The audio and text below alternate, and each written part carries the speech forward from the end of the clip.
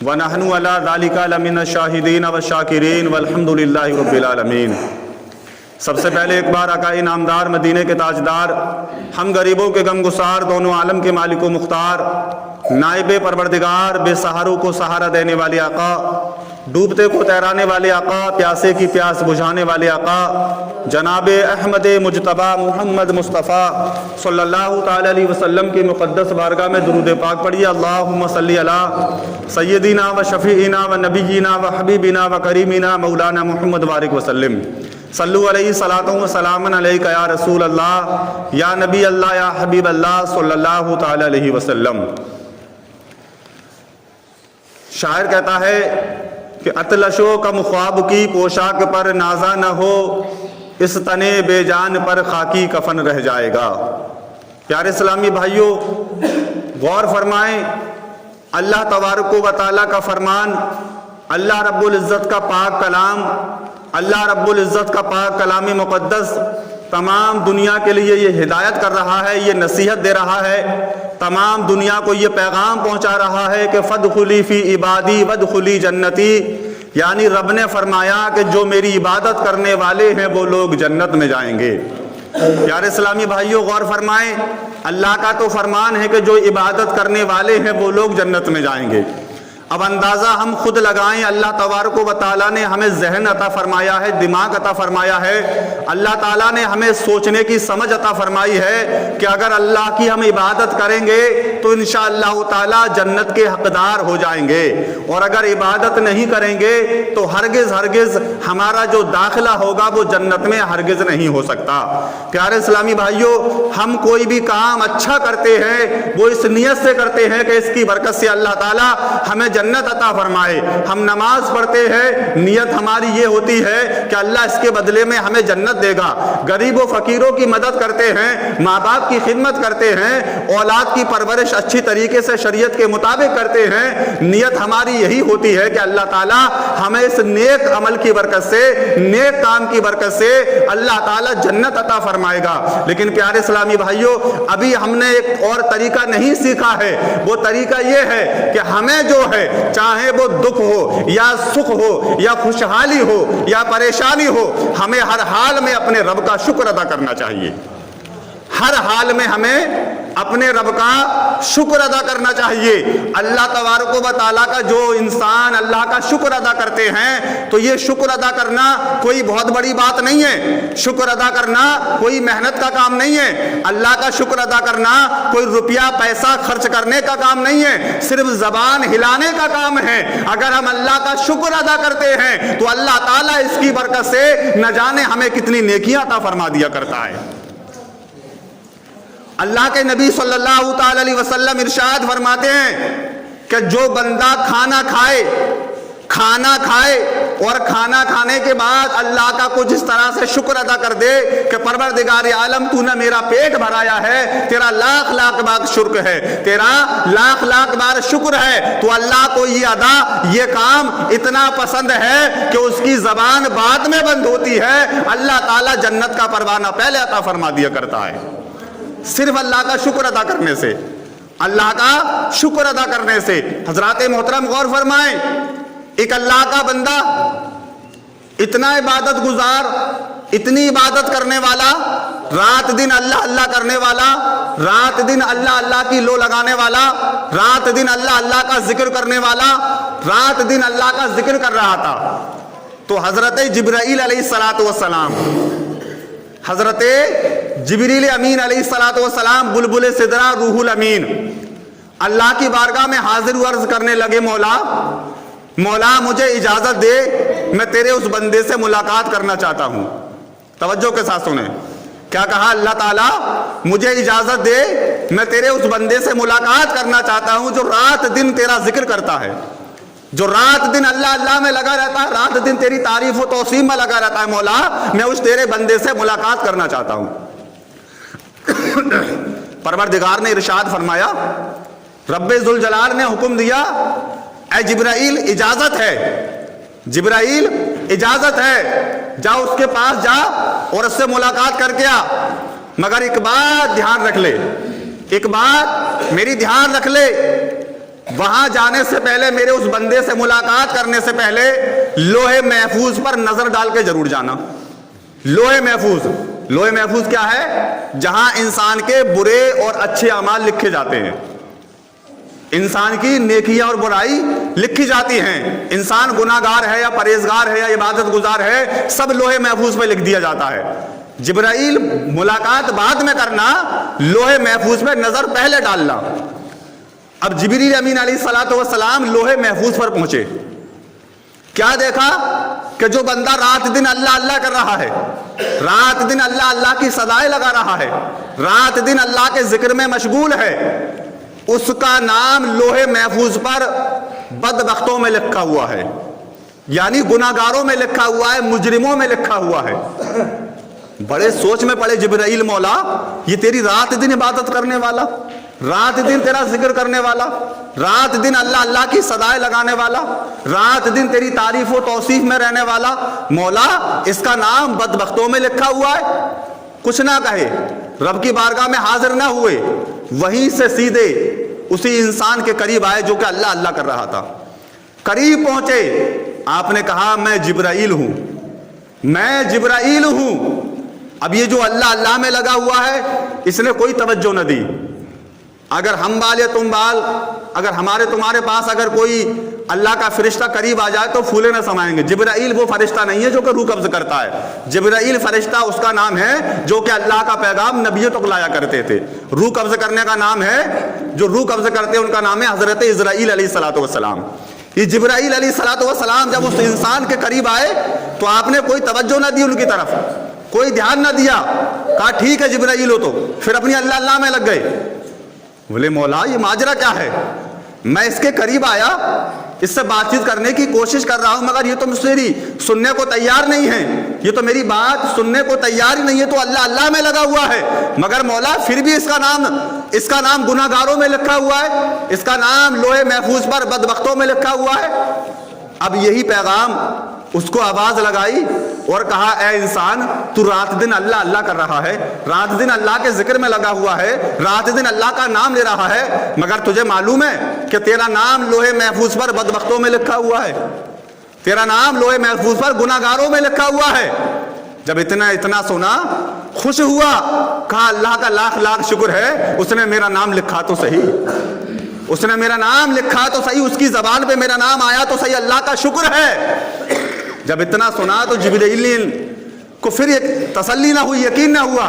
سوچا شاید اس نے سنا نہیں ہے, شاید اس نے میری بات کو اچھی طرح سے سمجھا نہیں ہے, یہ اللہ کا شکر ادا کر رہا ہے, اس کا نام جب کہ گناہگاروں میں اللہ نے لکھ دیا ہے, اس نے میری بات کو اچھی طرح سے سمجھا نہیں ہے. پھر جبریل امین علیہ الصلوۃ والسلام نے اس انسان سے کہا اے انسان, تیرا نام گناہگاروں میں لکھا ہوا ہے, لوح محفوظ پر تیرا نام گناہگاروں میں, خطا کاروں میں, مجرموں میں لکھا ہوا ہے, تو جہنم میں جانے والا ہے, تو جہنم کے لائق ہے اللہ کی نظروں میں.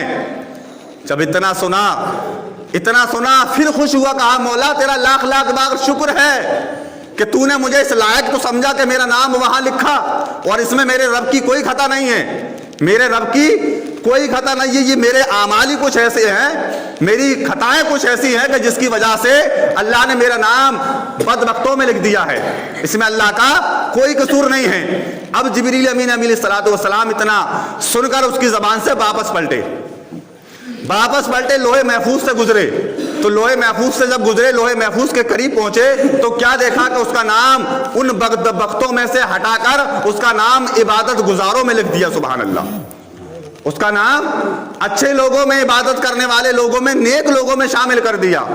اب یہ پروردگار کی بارگاہ میں حاضر ہوئے جبریل اور عرض کی مولا یہ تیرے راز کیا ہے؟ مولا تیرے راز بڑے نرالے ہیں, مولا تیرے کام کرنے کا طریقہ بڑا انوکھا ہے, تیرا کام کرنے کا طریقہ بڑا نرالا ہے. مولا جب میں وہاں سے نکلا تھا میں نے لوح محفوظ پر دیکھا اس انسان کا نام گناہگاروں میں لکھا تھا, لیکن جب واپس پلٹ کے آیا ہوں تو اس کا نام جو ہے وہ نیک لوگوں میں لکھ دیا. اے مولا یہ وجہ کیا ہے, معاملہ کیا ہے؟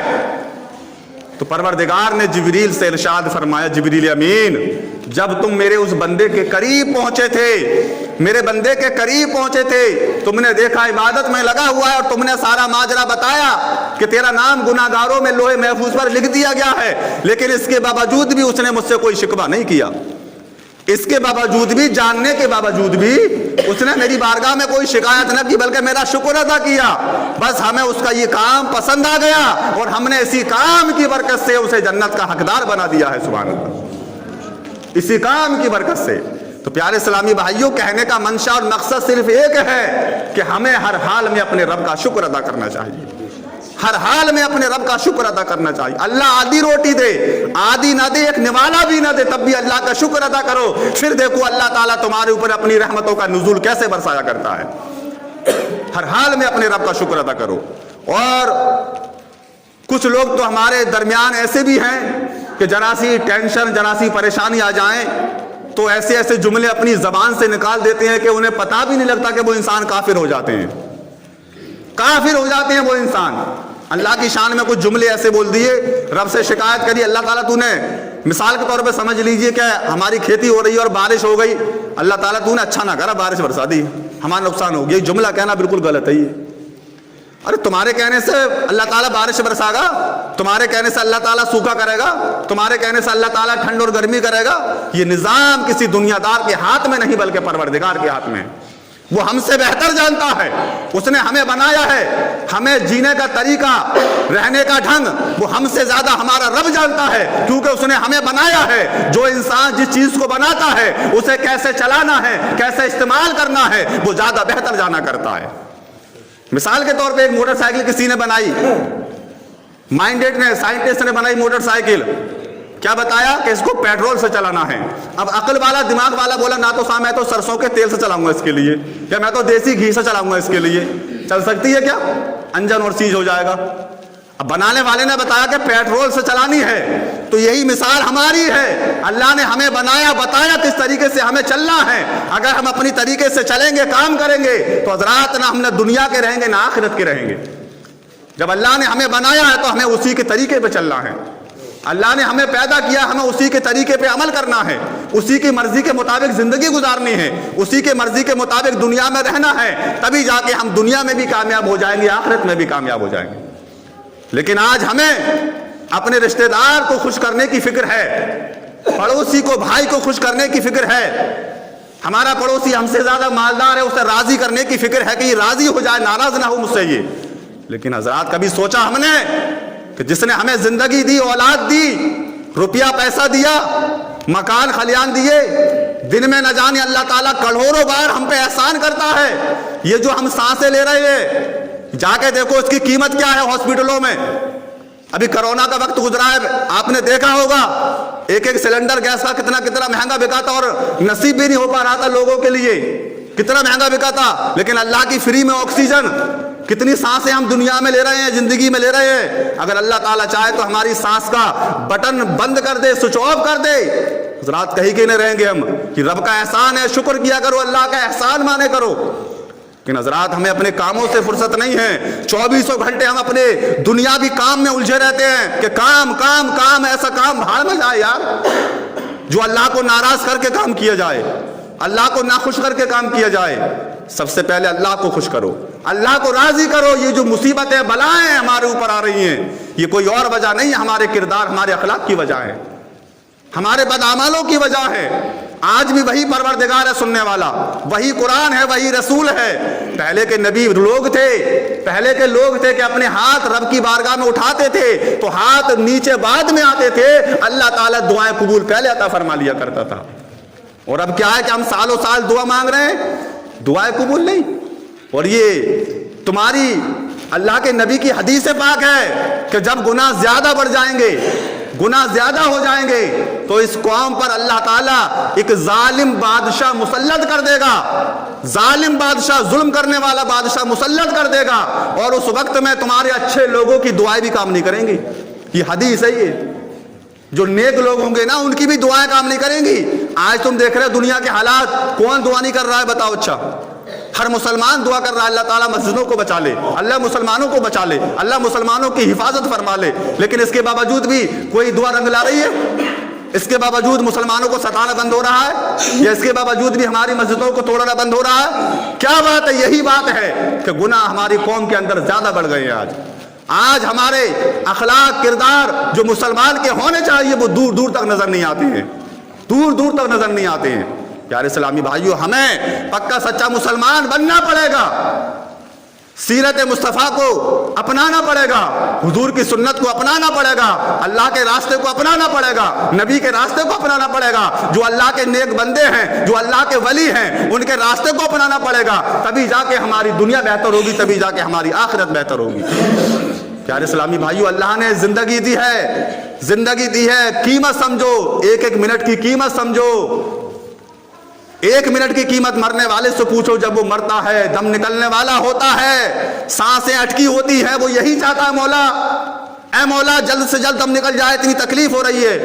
اس وقت پوچھو ایک منٹ کی قیمت کیا ہوتی ہے، ایک لمحے کی قیمت کیا ہوتی ہے۔ آج ہم 4-4 6-6 گھنٹے یار دوستوں میں یہی برباد کر دیتے ہیں۔ ہم نے وقت کی قدر نہ جانی، ہم نے وقت کو نہیں سمجھا۔ پیارے اسلامی بھائیوں، وقت کو سمجھو، پہچانو، اللہ نے ہمیں کیوں اتارا ہے، اللہ نے ہمیں کیوں پیدا کیا ہے، اللہ نے ہمیں زمین پہ کیوں بھیجا ہے، مقصد سمجھو۔ پیارے اسلامی بھائیو، جب تک ہم اس مقصد کو اپنے آپ کو نہ پہچانیں گے، جب تک ہم ہرگز کامیاب نہیں ہو سکتے ہیں۔ اللہ کی بارگاہ میں دعا ہے، پروردگار عالم ہم سب کو نیک عمل کرنے کی توفیق عطا فرمائے، اہدنا الصراط المستقیم پہ چلنے کی توفیق عطا فرمائے۔ ایک مرتبہ کلمہ طیب پڑھیے، لا الہ